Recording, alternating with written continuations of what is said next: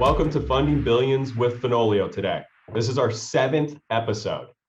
Today's guest is Aaron Sees. Aaron is out of the Gilbert, Arizona branch. Did I get that right? That's true. Okay, perfect. Where's the closest major metropolitan city for you?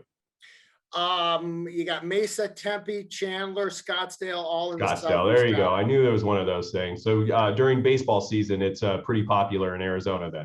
Scottsdale is very popular, no question. There you go.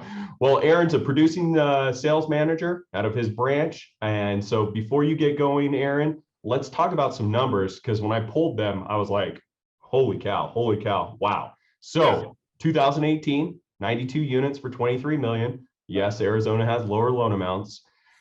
In 2019, 175 units for 45 million. So you almost doubled. You're about 6 units away from doubling 18 to 19. And then you had 2020, 243 units, a little more than 65 million.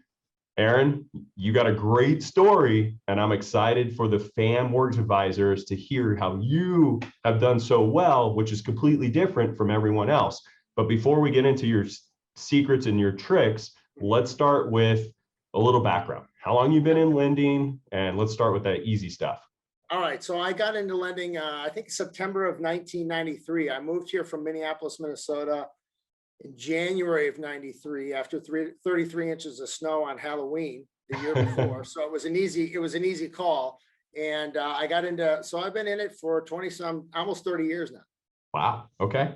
And you keep going strong, huh? Was 2020 the best year you've ever had in the industry? It certainly was. Yeah. No question. Great. No question. So let's talk about the team. What's that look like? Assistant, processor, juniors, marketing. Give a FAM your little bit of mortgage advisors. What's that Aaron's team look like? Because you need a team to do 245 units. That is not all you. No question. There's no question. I can't take all of the credit for sure. So I have a full-time assistant. Okay. I have 2 other loan officers that work underneath me. Okay. And then we have our processor. We sometimes share our processor with other loan officers, but for the most part, she's mine. And then the whole office has a marketing manager inside of our office that we all share. Her name's Jen. Okay. So let's talk about the 2 juniors, because that is a big thing that, as I grew, I needed junior loan officers. Yeah. So these are people that are coming in. Are they newer to the industry and you're training them to become seniors, or are they more like an assistant, but we call them a junior? What are their roles and functions? So both of these, one of my guys, Steven, has actually been in the business almost as long as I have, but he chooses to kind of stay away from the computer things. He's a make it rain kind of guy.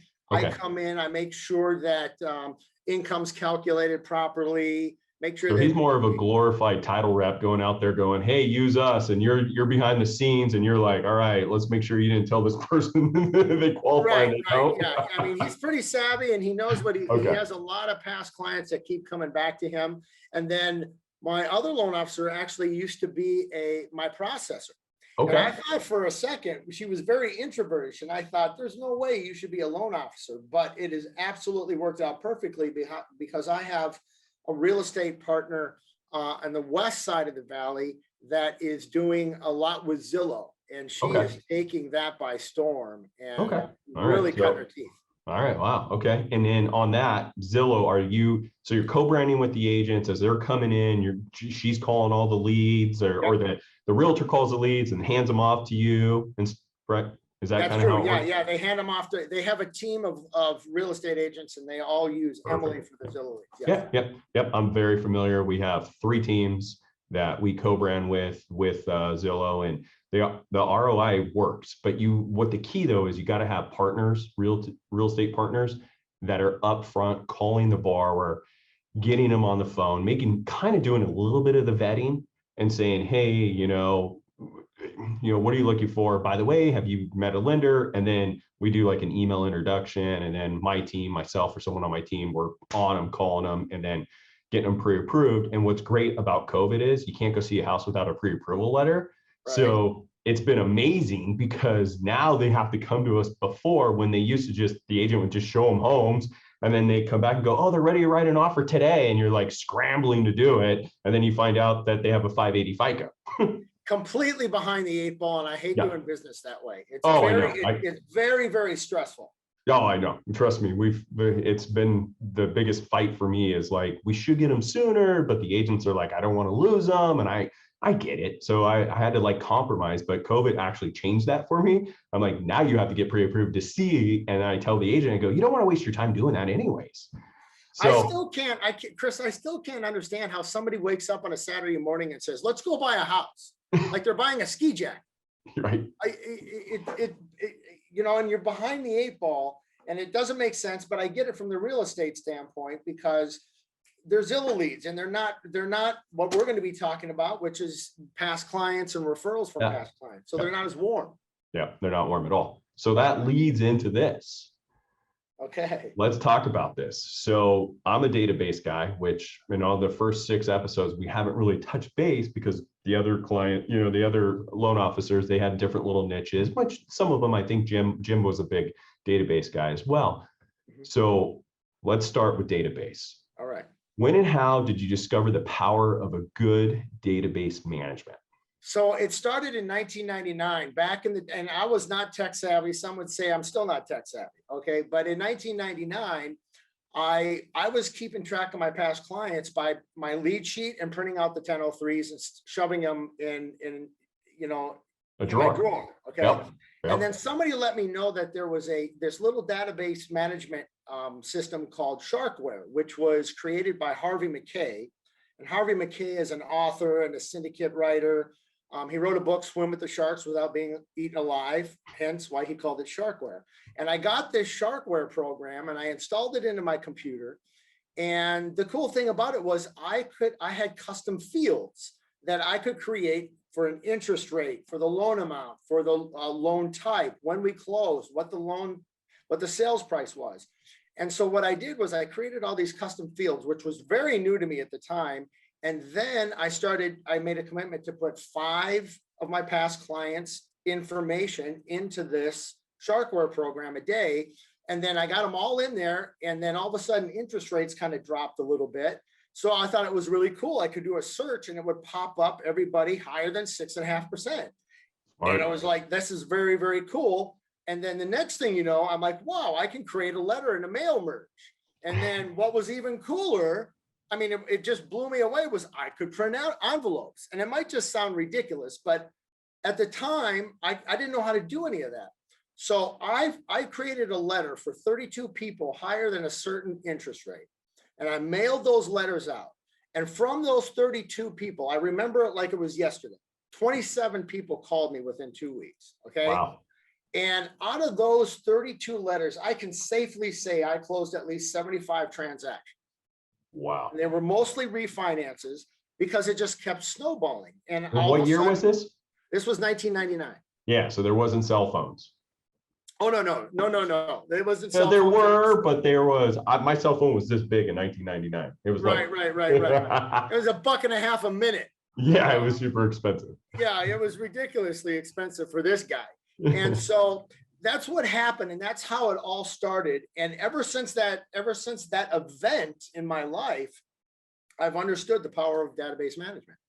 Okay, great. I love it. I'm a big database guy. Just, you know, that 2020, I'm in 2X. I have all my stuff in 2X and marketing. And I love how you can go and hit loans. I literally go in and hit loans and I sort by interest rate. And I start at the top and then I start just going through and I'm like, yes, maybe. Oh, what do we have here in value? And I literally go like every time rates drop, I'm like, okay, here we go. And then, you know, an Optimal Blue, have you ever heard of Rate Alert?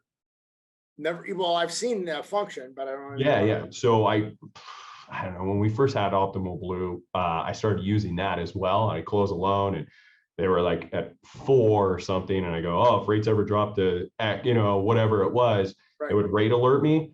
Well, then the last time when rates went to, I don't know, 3.5, I didn't do rate alert again because I was like, oh, they're never going to refi. I was like, you idiot. I was like, you. COVID hit and all of a sudden you're at 3. Right. So I started, I had the database, but then I also used Rate Alert. So just email me and be like, hey, this person you can reach out to. And then I totally blew it. And then this last round, I was like, do I really write 1.99 in there? You have to, man. You learned your lesson. Right. I didn't. It was like, it was easier to go through 2X and just sort it by interest rate. But yeah, that was great. So let's go. What practices do you consistently do to stay in front of your clients? Like, are you a guy that does a bunch of emails or letters or newsletters? Where do you stand on touching that database? Okay, so I'm pretty particular about it. What I do is 4 times a year, once a quarter, I will send out a holiday card. Okay. 5x7 postcard. Okay, but I use off holidays. Okay, I don't do Memorial Day, Independence Day. I do first quarter, February 2nd, they get a happy Groundhog Day card. Okay. Because nobody's getting a Groundhog Day. No. And it's a cute little furry groundhog on front, and on the back, it's the reason why we have Groundhog Day. Okay. And we just, Jenna and I just finished the printing. I just approved it. We did a 5x7. Happy Flag Day, June 14th, next Monday. Okay, so everybody's going to get a Flag Day card because everybody's getting Memorial Day stuff and Independence Day stuff. Nobody's getting Flag Day stuff. No, I like it. And then third quarter, I do a Halloween card just because we can get a little bit risque and funny. Okay. And it's bright orange. Okay. And then, of course, I do the holiday card at the end of the year. So 4 times a year, I do print media. Now, the thing about this, Chris, is I'm never asking for business. Okay. Right. They know who I am. Okay. And they know what I do for a living. This is just to stay in front of them. It's sticky. And you're being sticky. Yes, exactly. And then another thing that I do is I send out these pens twice a year. And you're like, pens? Let me tell you something. I've gotten more juice from these pens. It's ridiculous. Our Radian mortgage insurance company rep would come in a couple of times a year, and the processors would be clamoring over these pens that he had. Okay. And they would steal them from each other, literally steal them from each other. Thievery in the office. They would steal these pens from each other. And I kept saying to myself, I got to get a hold of these pens. So we found the pens, and I mail these pens out twice a year with just a little funny, I bet you thought I'd forget about you, and a little insert. And we mail them out twice a year. And I'm going to quote one of my clients. He happens to be an engineer, but I get a lot of text messages on the Groundhog Day card. I get a lot of text messages when the people get these pens. He quoted, this is what he texted me: a comfort grip with smooth ball point action and retractable. You shouldn't have, Aaron. And I keep getting things like that. People love these pens. And again, I'm not asking for business, but I'm giving them obviously something of value. And quite frankly, I got 400 of them over here. And when the processors come in here, they know where to go to steal my pens. And they are awesome pens, I have to tell you that. And then I love that.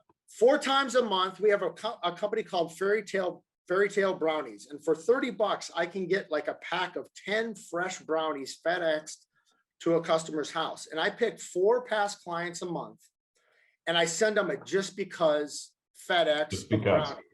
And it has nothing to do with Finance of America. It just says, hey, was just thinking about you. Enjoy the brownies. Okay. And then the last thing that I do is, I couldn't do it last year because of COVID, but in October, I have a client appreciation party. And I have a big cul-de-sac lot, and I love to entertain back there. And I have an event planning coordinator that her job is to make it more insane and more memorable every year. So people text me and literally say, hey, Aaron, when's the next party? And my clients come to this. It's always themed. The first year was an 80s theme, and I played Weird Science and Fast Times at Ridgemont High in the backyard. Last year was this crazy 70s discotheque party with all these funky lights and disco balls. And this year is going to be the first backyard rock fest, where I'm creating a rock concert in the backyard. I'm having a lighting company come to simulate like you're at a rock concert with roving lights. And I'm going to play sets of music from 3 or 4, really popular rock bands, live music, like you're at a concert. Wow. And then I'm working on trying to get this very special mystery guest. I'm about 75% of the way there. But if I get them, I won't be able to give my Wi-Fi password out because people will blow it up. It'll be aggressive social media posting if I get this performer. And so those are the things that I do to stay in touch. And those are the things that I do on a consistent, regular basis. Those are great. You know what I love about your database management? It's 100 times better than I'm doing mine. But you don't send out stupid emails. I have opted out. Sorry, fam. I've opted out of all that stuff, and I will do a email. They get the birthday one, and I like the 6-month anniversary and the 1-year anniversary emails. But everything else, less is more. In my opinion, less is more, because you don't do you like getting email spam? I can tell you this, I'm the Nazi about unsubscribing, all of that stuff. And I don't want that in my email. Do I want to do that to my own clients? Because they're going to hate me. And so that's the part where I feel like we got to get better at as a company is guys, we can't do that stuff. People don't like that. What you're doing, sending them brownies and a pen and customizing stuff and doing stuff that you're not seeing on Memorial and 4th of July is brilliant. It's beyond brilliant. And if you're a FAM advisor and you're listening, you should do this. I can already tell you, I know it's going to work because I'm going to steal it. I'm not going to steal all of it, but I'm going to steal a couple of your ideas. Sure. I do a quarterly newsletter out, approved by FAM, but it's an outside company and it just talks about real estate. It's a nice little 6-7 pages. I do it once a quarter, and it's more like, hey, what's going on in your market? What's going on in the mortgage industry? And it brands me almost every page. Right. And that gets some ROI. But what I love about yours is you're not asking for business, right? You're just being authentic. You're going, hey, happy Groundhog's Day. And people love that stuff. It's called appreciation. It's called appreciation marketing. No question about it. They want to work with someone that's not salesy. They want to work with someone that is does stuff like that. Sending the brownies to 4 random people, that's just really nice. I feel bad now. If I was, if they were my client versus your client, they probably better off being your client, right? You're going to give them more value. So let's talk about what don't you do concerning your database? What are things that? Go ahead. Go for it. All right. Well, you hit it right on the head. I absolutely, emphatically refuse to hammer my past clients with ridiculous emails. Okay. Right. Over and over and over. I completely refuse to do it. It's a database management killer, and it's a horrible practice. I wish people would stop. I found a great t-shirt company. They're called BYLT. They sell these great they're drop cut t-shirts, and I bought 4 or 5 of them from them, and I absolutely loved them. And then I bought a couple of more from them, different colors. And they were hammering me every 4 days, 5 days with emails. And what did I do? I unsubscribed because, Chris, I'm not in the market to buy t-shirts every 4 days. I mean, that's ridiculous that they would even think that. Now, if they wanted to send me because they're having a sale, or, hey, listen, if you ever want to reach out and here's our webpage, blah, blah, blah, but stop hitting me every 4 or 5 days with emails. And like I said before, I didn't sell these guys a ski jacket. They do not want to buy a mortgage from me every 2 or 3 months. Okay. Well, maybe last year they did, but this year, and most of the time, they don't want to send me something, or they don't want to hear from me on a salesy way every 3 or 4 weeks. They just don't, period. They know who I am, and that's that. I don't send recipes out. I'm not Betty Crocker. Okay. Yeah, I'm a single guy, man. Trust me. I'm not Betty Crocker, and you don't want my recipe for lasagna. You just don't. Okay. I'm not that guy. I'm the mortgage guy. I'm the mortgage guy. I'm not the home hacks guy. Okay. That's Facebook. I'm late to the party on that if I want to be the home hacks guy. Yeah. Let's face it. And what happens is, Chris, the theme is my motive is I simply want to be their guy, and I want to be their friend's guy. And that party I talked about, that's going to be off the hook. When they talk to their friends and their friends see it on Facebook, their friends are going to say, I want to be at that party. Their friends, I want their friends to say, I want that pen. I want their friends to say, I want one of those brownies. Okay. And most importantly, Chris, I want their friends to say, my guy doesn't do that. Okay. Wow, your mortgage guy does all this kind of stuff. My guy doesn't do any of that, but close my loan and call me every 5 or 6 years. Okay. That's not who I am. That's not who I want to be. And Chris, my toolbox is pretty simple. I got a few things in it, but the main thing, the most valuable thing in my toolbox is a phone book. Okay. And it's a phone book of the guys, electrician, landscaper, house cleaner, backyard renovation specialist. I just had a big backyard renovation done. Electrician, plumber. Those are the guy. The guy is tried and true. Okay. His price has already been determined that it's fair. All right. There's no question about it. And so when I'm dealing with a guy, I know what I'm getting because my buddies have referred it, or a past client has referred this guy. And let's be frank, the guy is a lot easier to work with and that's all I want to be, Chris, is the guy. Yeah, that's awesome.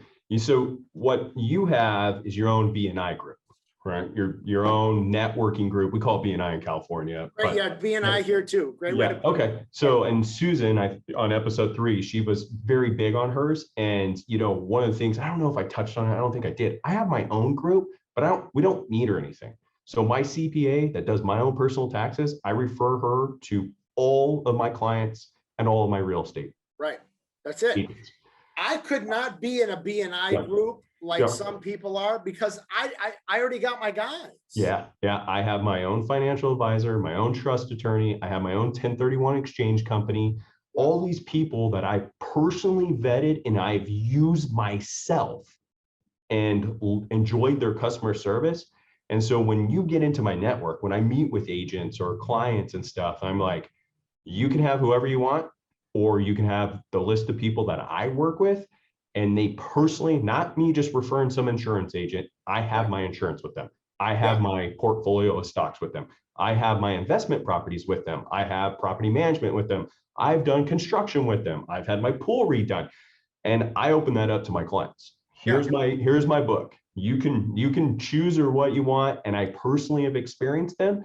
And this is what I got. Now, what happens is they get really busy. Right. And then they got to hire people. And then, then I got to talk to them and be like, hey, I understand that I brought you 300 brand new clients for taxes this year. You need to go hire 3 more people. Right. That's a good problem to have, Chris. Right. Your service is amazing, but it's slipping because you have so much business. And it's not going to stop as long as you continue giving that service. Right. So it sounds like you have that same group, and which is amazing. You want to be that person that you're not just selling mortgages, you're also helping them with referrals. I literally took a scenario the other Friday, and the client's looking at buying an investment property, and he's not from California. And I'm like, I got it. I got a property manager, a 1031 exchange company. I have it all. I'm just going to email you a list of everyone. Feel free to reach out. I don't even have his loan. I haven't even taken his application. I just sent him the list of the people that worked with me. He just wanted to have a conversation. I go, feel free to use them. Tell them I referred them. They'll take great care of you. You know what I mean? So I'm paying it forward. And I know he'll probably come back and be like, hey, these people are amazing. I'm ready to buy a place, But that's what you have to do. You have to build your own network versus your, people in the office. Like when I'm coaching the LOs, I'm like, you need your own title officer and your own escrow officer. And they're like, what? And they're like, and they all of us, there's a group of them, they use the same escrow and same title. I go, you're losing business.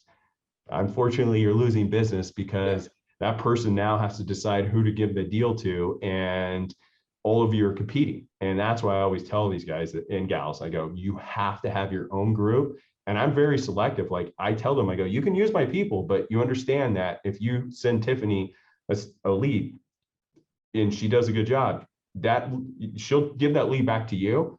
But any new stuff she gets, it's going to go to me. Yeah. Hate to be shallow, but that's the way it works, man. It's true. Like multi-level marketing. I get it. Right. Yeah. So let's go. Well, Aaron, you and I are rolling. I love it. How solid is your database? Or no, here's a better question. Your database management is amazing. Now, how has that helped you in business and life? Like, Okay. let's talk about business first. How's that helped you? Proof's in the pudding. You said it at the top of this webcast. In 2017, 38% of my transactions were past clients. 2018 was 40, 2019, 44, 2020, 66, and year to date, 72%. Okay. So how many units are you at year to date? Over 100. Year to date's over 100. So out of 100 closed loans in 2021, 72 of them are from your database. Yes. Well, a couple of those are on my team. I'm talking about my personal transactions, but yeah, 72%. And obviously the numbers are a little skewed because of the rate environment that we've been in. And there could be an argument. Yeah, our interest rates are super low. Well, guess what, Chris? I didn't lose them. Yeah, it's true. Okay. I didn't lose them. So, to me, how it helps is every single time I close either a past client or a referral from a past client, like you said, they're another salesperson for me out in the world. Okay. And which means I don't have to necessarily rely on my real estate agents to create business, because let's face it, I have one real estate agent right now that's going through some personal challenges, and she's probably going to give us about half the business she did last year. Well, that's going to affect my income unless I do something about it. And there's another agent that is kind of in the same kind of boat. They had such a great year last year, and it seems as though they're taking 2021 off. Well, guess what? I'm not. Okay. and so I don't want to rely on real estate agents as much as I used to. And I'm talking 72% of the transactions are past clients. What happens with that is there's a golden goose in that, because a lot of those are purchase transactions. And guess what? They don't have a real estate agent. So guess what I get to do? I get to reward my agents. I never give out a referral to an agent that I'm trying to solicit. Okay. Because I don't know the guy. All right. I might be trying to solicit him, but I may be way off in how he does business. Again, the tried and true 5 or 6 agents that I get business from and have had long, decent relationships with are the ones that are getting these transactions. And that just solidifies our relationship a little bit more. So from a business standpoint, I don't have to rely on outside sources and their up and downs, you know, their roller coaster of doing 10 deals one month and 0 the next month. And then how does it help me in my life? It's who's easier to close. Okay. Who's easier to gain rapport with? Somebody that's called you, that's already been, boom, you're the guy. Okay. And I just don't get shopped on interest rate. We don't talk interest rate. My interest rate has already been determined that it's fair, and that's it. Period. End of most of the time. Yeah. And so I just don't have to break my back super hard, Chris, to keep business in the house. And I don't get solicited when I do a refinance and Freedom Mortgage calls them on a trigger lead. It's no problem. Yeah, that's great, because that is reality. Is this we have to build relationships with clients, because that relationship is the most important piece. Like, I look at the younger generation coming in and they struggle. There's no connection between them and the client, and they get rate shopped and they'll leave them for $100. We're in Southern California. If our application fee is $11.95 and someone goes, I'll do it for $1,095, boom, they're walking. There's no relationship. And I feel bad for these younger loan officers coming in, because I'm like, you're just gonna have to spend more time. You're gonna have to dive in. And when I do get referrals from my database, because I do, like you, I get a lot of referrals from past clients, and they're like, hey, this is who I used to purchase my house. Hey, you did my sister's loan, blah, blah, blah.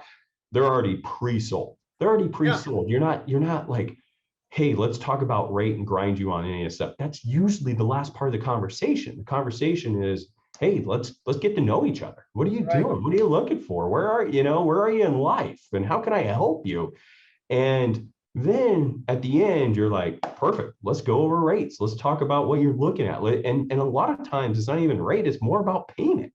Right. Yeah. They're like, and I'm like, what are you comfortable with? Let's go through. And, average rate today is X, and here's where we're at. And and I'm not a big rate guy. I go, hey, today is this. I go, look, here's a range. about a quarter here, up, down, depends when you lock, depends when we're in escrow. But this is a range. And I usually say, look, I'm going to give you an eighth higher, a quarter higher, just so you go in expecting that. And then when I lock you in and it's an eighth or a quarter lower, you're going to love me.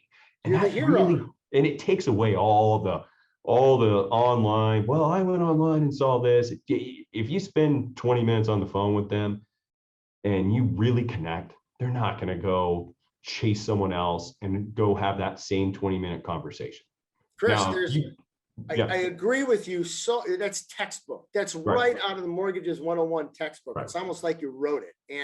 And the thing I like about what you said is I never send people to an online loan application because that first 15-minute conversation I have with them is all I need most of the time. Yep. And if I don't have that 15-minute conversation with them and all of a sudden I'm looking at a whole bunch of stuff that's being downloaded to me, I don't know this guy from Adam. I don't know him from Adam. And I like how you say, you know, I underpromise and overdeliver. So when I say their total payment is going to be $2,000 and it's 1975, guess who's the hero? Okay. When I say their cash to close is 40 grand and they're a first time home buyer and it's 39.4, they love you. $600 more I get to go to Home Depot with because I'm a brand new homeowner. I need 6 carts at Home Depot the first time I go. Unless you're buying lumber. Yes. Oh God, don't even talk about that.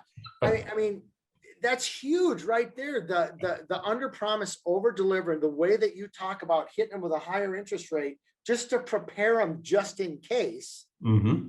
And then if you play it right, you sneak them in at a quarter point less. Yeah, and they love it. And Chris, you're the guy. Yeah, you're the hero. You're the hero, and you always want to put yourself in a position of being the hero versus the GOAT. And you're like, hey, today's like maybe 2 3/4, blah blah, whatever it is, right? They're at 3/4, and then you have to lock them in, and it's an eighth or a quarter higher because the market went crazy. Yeah. It just and I literally had that conversation with them. I say, listen, we're going to run numbers higher.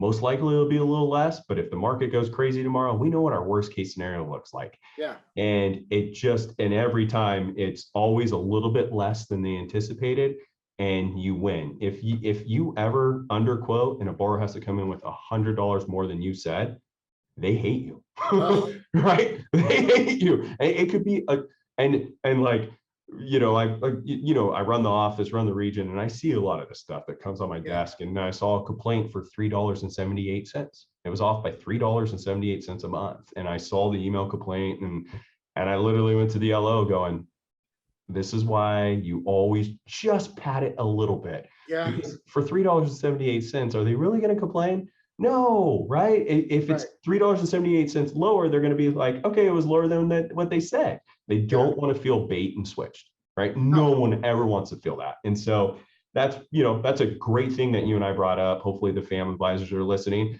So let's move on to some more stuff. You're great. And we're going to go way longer than 30 minutes because I love our energy and we're kicking butt. So let's talk about, all right, I already know where you're having the most success in your business. Do you listen to a mortgage podcast? Do you follow anyone? Do you do any coaching? What are you doing to improve yourself? Barry Habib. Okay. Yeah, Habib. I love his tools. I love his, I love the Mortgage Insider on Saturday at 11 o'clock. I love his consistency. And so he's the guy that I follow the most, Okay, great. Yeah. Do you use Mortgage Coach at all? Do not use Mortgage Coach. Okay. What do you use? I don't use anything. Okay. I use XM. I use XM, man. You use 2X. Okay. Yeah, 2X graphs are pretty cool. Like I've seen the 2X graphs in there, and you can spit out some payments and give them some between the 15 and the 30-year fixed options and stuff like that. Okay. Right. Got it. Where are you having the biggest pain or challenge in the market today? What is your biggest pain or challenge that you're like, what's something that you want to change? In our systems, I need to let go a little bit, because I'm a little bit of a control guy, and so what we've slowly been doing is we've been taking things off of my plate and giving them to the loan officer assistants where I used to kind of control it. And I'm guilty of it. It's like, oh, let me do it. I could take care of it faster. I could do it in 5 minutes. Yeah, I could do it. And I don't want to teach them, and I'm being lazy. And my part in it is I'm being lazy and I'm almost, enabling them. And I need to let go of that because they don't grow. And if I'm, God forbid, I go make it to President's Club and I'm gone for 3 or 4 days, they might feel like a fish out of water. And that's my bad, you know. Yeah. So I have to own my part in it. And that's kind of what we're trying to do, is trying to have me let go of some of the stuff that they've kind of taken for granted, but they've got to learn it. Okay. And that frees up some more of my time so I don't get burnt out so much. And that's the main thing. I need a little bit more life balance. Another thing is, again, like I said, I'm not married. I'm single. I have a 5-year-old dog. I have a lot of discretionary time, but it's been a lot. Somebody asked me, do you have a girlfriend? I said, yeah, her name's Finance of America. And that's getting old. Okay. And I need to relax a little bit more and chill out. But it was because of COVID, it was just a perfect time to be able to just grind it out. And now I need to let go of it, because we'll get burnt out. Yeah, look, I've been grinding for 20 years, and last year I actually hit a wall. I mean, I was grinding from, was it February to July? Yeah. And I was 7 days a week, and my wife was like, and she, as soon as like they let flights go out, I was the first person on a flight. I was like, I'm out of here. And we Mexico opened up and we left like July 24th of 2020. And everyone's like, you're crazy. And I'm like, I'll be fine. Yeah. And we went into Tulum, Mexico for 10 days. The team took over, answered my emails, my phone, everything, because I was pushing so hard that, I was like, this is the perfect storm, Sarah, right? And that's my wife, right? I'm like, you got to do it. And then I had a lot of reflection last year, a lot of change. And I was like, man, do I really want to do all this? This is, what is it for, right? And so, this year commitment, what I've done, and this is huge because for me, weekends are big. I don't know about you, but most of my business is Friday, Saturday, Sunday, because the realtors are reaching out, pre-approval letters, can't get a hold of the bank, can't get a hold of their mortgage officer. They know Chris Fenoglio's around. And so what I did was we changed a little bit, and I have a couple junior LOs, and they're also loan officers. So they hunt and kill, they get their own loans that go under their name. But if they help me on weekends with borrowers that are already pre-approved, we rotate weekends now. And I'm about 3 months into this, and we send out an email to only realtors, not our clients, that says, who are you going to call? Right. It says, who are you going to call? Goes out 7 a.m. in the morning to all the realtors that work with us. And it says, Jeremy Dix is on call this weekend for pre-approvals, whatever you need. And we're literally getting 3 to 4 to 5 deals a weekend now, where they're pre-approved with another lender, can't get a hold of them. They need a rate quote, payments. They need a pre-approval letter. They need an borrower, the loan officer to reach out to the listing agent and tell them how golden they are. Yeah. And it is crushing it. And now for me, my agents are served. My loan officers are rotating weekends, so we're not getting all burnt out. Right. And we're all taking a weekend, and we're all, getting mental breaks. And this was my wife's idea. She's like, you totally need to do this. Good for her. And the agents, as I talk to them, I go, hey, we already have most of the stuff. So, does it really matter if the letter comes from me?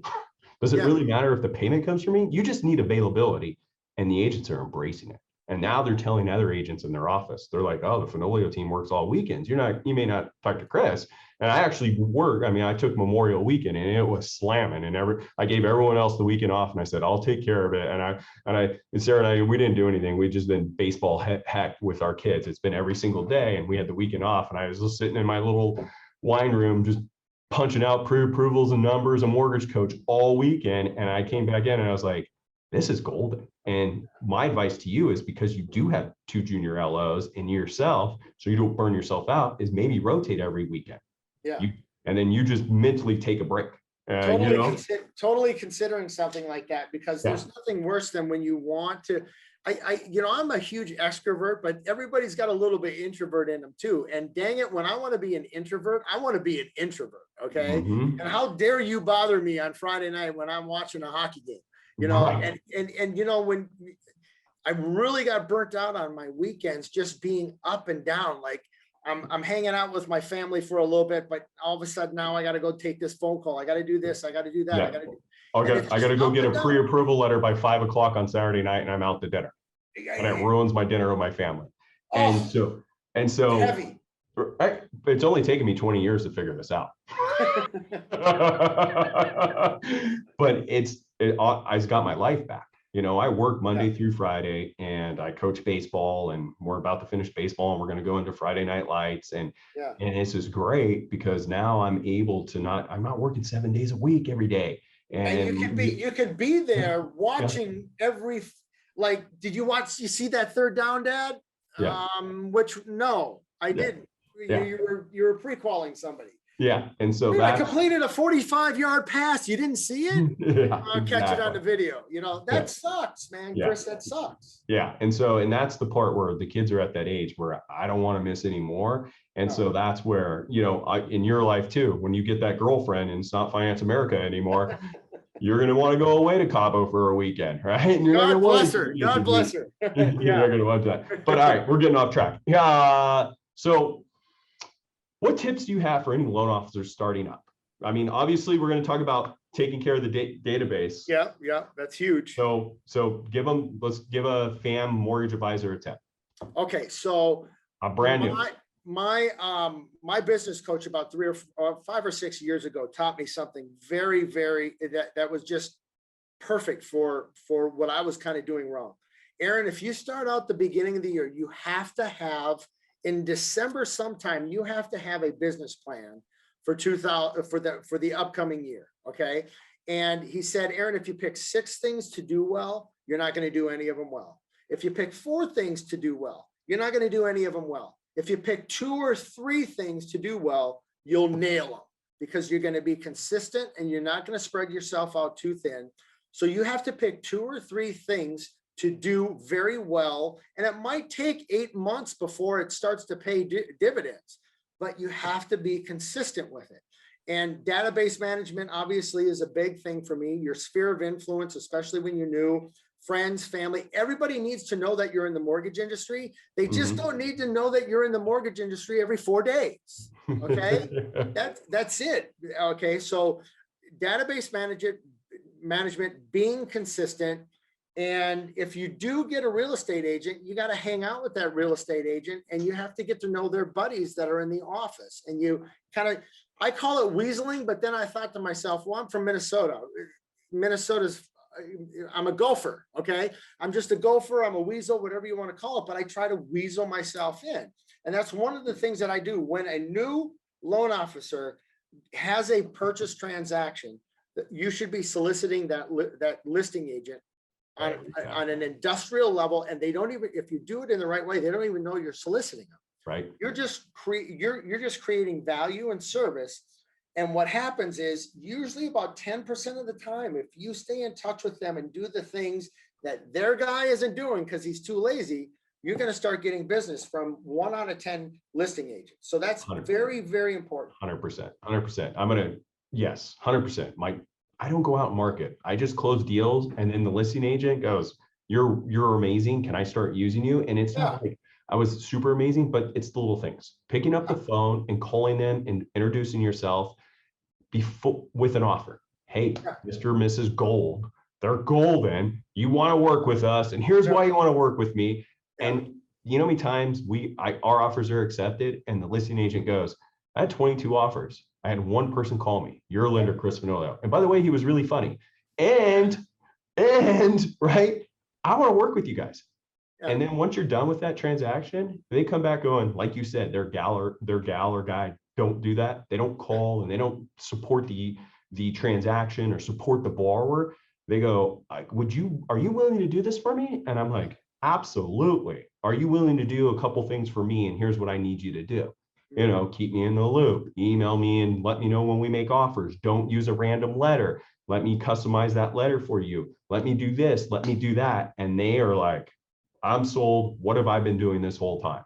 Yeah. And that's free marketing. You have a transaction. You have a transaction right now. You didn't pay for it. You already got it. And now you have another agent on the other side. You're going right now. You're taking a test, right? You're going to either pass or fail with them. And if you do a great job, I feel in my market, my area, maybe 3% of the loan officers do what I do. And so at a 97% of the transactions, I'm going to get that listing agent to start using me because no one is doing that extra little thing. All right, so we left FAM Mortgage Advisors a lot, but I am going to one question for you. One question, well, not one question for you. It'd be a question for me. What question do you have for me that anything you want to ask, and I'll do my best to answer it. You know, when I see your numbers month after month after month, it just completely amazes me. And so I think you've kind of answered a lot of the questions. I wanted to know how you did it. And you do the same things that a great loan officer that's seasoned should be doing. And you're not really even selling, you're just providing service. I'm super consistent, and I'm Groundhog's Day over and over and over, right? I'm very Groundhog's Day. Like, I wake up at a certain time, I do certain things, and I maximize my time, and I just get better. Like, I'm 20 years in this, and every time I'm like, if I do something, I'm like, I can do a better job than this. I'm not perfect, and I want to get better at it. So it just keeps growing. Does that make sense? Like, I'm like, all right, I was terrible at this. Don't ever do that again. And there's, a bunch of these episodes, I talk about a little bit of this and a little bit of that, but it's just consistency. And I use this word, and I use it with everyone: organic growth. It's organically growing. And it can continue to grow. There is no limit. The limit is you put on yourself. You can do as much as you possibly want, but you're going to have to tweak little things along the way if you want to continue growing and doing this. And, that's really it. It's just consistency. There's a lot of things I don't do, as in, I don't miss Monday through Friday. I'm not out playing golf for 5 hours. Now I'll do a golf tournament twice a year. Okay. But I'm very consistent. I'm in my office. I'm at my desk. I bring my lunch. Just little things like that. I mean, if I went to lunch every single day for an hour and 15 minutes, I lost an hour and 15 minutes. That's just useless. It takes me 3 minutes to eat at my desk. I don't need to go out to lunch.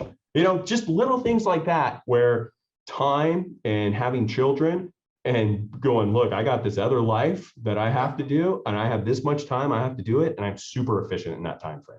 Yeah, you know what? A 4.5 hour golf outing on a Wednesday just means I'm working till midnight, and it's not a good trade-off. It's not a good trade-off. It's not worth it. It's like if you're watching your calories and you look at like a candy bar, that's an expensive thing if you're watching calories, because it's going to screw you for the rest of the day. Yeah, and so I bring my lunch and I slam that sucker down in 3 minutes, right? I get mad because it takes 2 minutes. Something's wrong with our microwave. It's taking too long to heat up. Yeah, I get upset that I have to go wait 2 minutes for it to heat up, or 3 minutes, right?